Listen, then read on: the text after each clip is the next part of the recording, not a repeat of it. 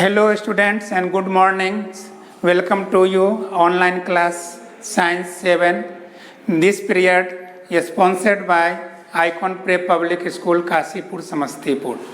यह online class आपको icon prep school के द्वारा प्रोत्साहित किया गया है।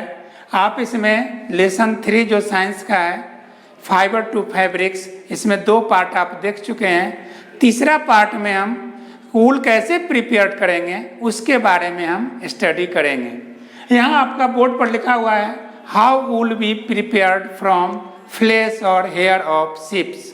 आपको पिछले क्लास में बताया गया था कि भारतवर्ष में वूल का प्रिपरेशन जनरली शीप के हेयर से किया जाता है। अब शीप का हेयर को हम कैसे इससे हम वूल प्राप्त करेंगे, इसके लिए कुछ प्रोसेस दिया गया है। उस प्रोसेस और स्टेप पर हम चर्चा करेंगे। देखिए, सबसे पहले हम जो जानवर पालते हैं शीप को, वह शीप गांव में या खेत खलिहानों में फ्रीली मूव करता है, या उसको हम बाड़ा बना के रखते हैं तो वह उसमें फ्रीली मूव करता है, जिसके कारण उसके बाल गंदे हो जाते हैं, उस पर डस्ट जम जाता है और बहुत सारे उसमें गंदगी फैल जाती है, जिसके कारण वह हेयर आपका साफ नहीं रहता है। तो यहाँ हम फर्स्ट स्टेप में जो आपका लिखा हुआ है sharing means shaving of breeds और शीप्स, यानी वूल की यानी बनाते हैं वूल, तो उसके लिए सबसे पहले हमें जानवर के शरीर से, शीप के बॉडी से हमें हेयर को अलग करना पड़ता है।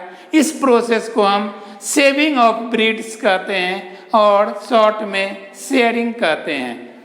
यह एक ऐसा प्रोसेस है जिसके द्वारा हम जानवर के शरीर पर से बाल को यानी हेयर को रेजर के द्वारा, या अभी के ज़माने में ट्रिमर्स यूज किया जाता है, मशीन यूज किया जाता है, जिसके द्वारा हम इसके बाल को रिमूव करते हैं, हटाते हैं।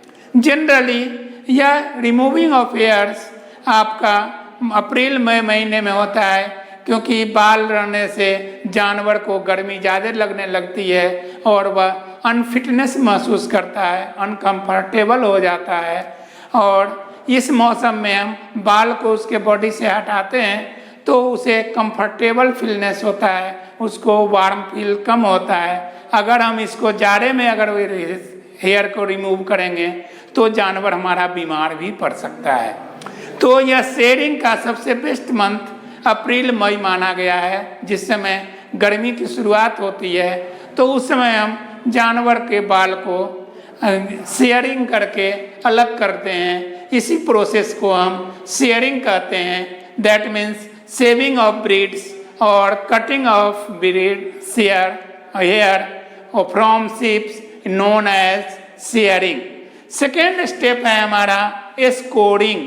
स्कोरिंग मीन्स होता है जो हम हेयर को रिमूव किए, शेयर किए या सेविंग किए हेयर को, उस हेयर को कलेक्ट करके उसको एक टब में डाल देते हैं। टब में डालने के बाद वॉशिंग करते हैं, यानी वॉशिंग पाउडर्स मिक्स करके, और उसमें जो डस्ट होता है, जो गंदगी होती है, वह हेयर से अलग करते हैं। This process known as scouring of fleece.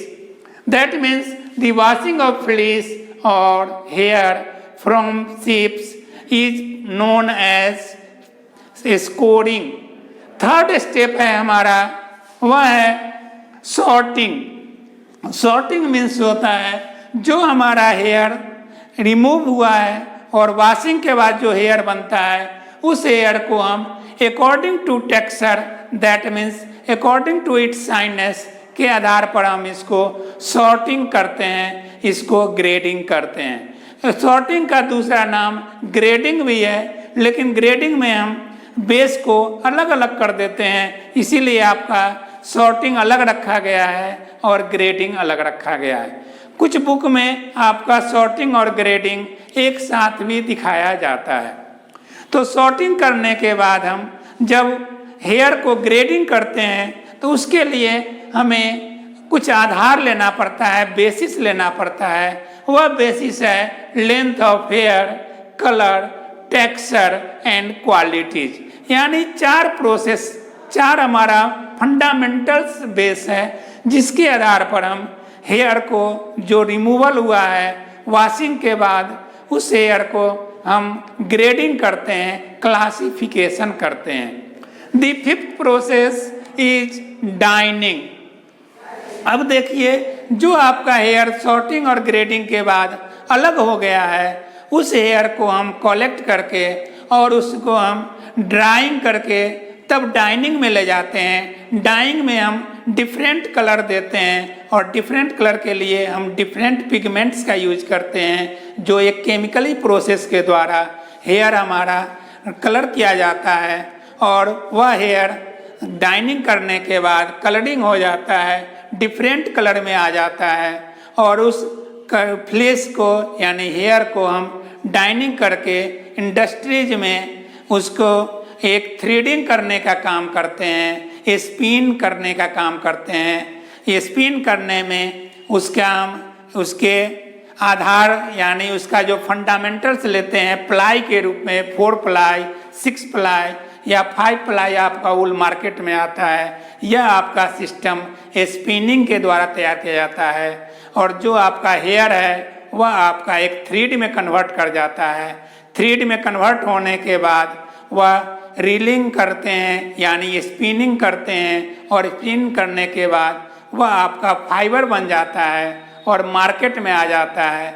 उस फाइबर को स्पिन करके तब हम उससे हम वीविंग करते हैं जो हमारा वीविंग 7th स्टेप है और वीविंग होने के बाद उससे हम स्वेटर, शाल, गारमेंट्स या डिफरेंट यूजेज करते हैं।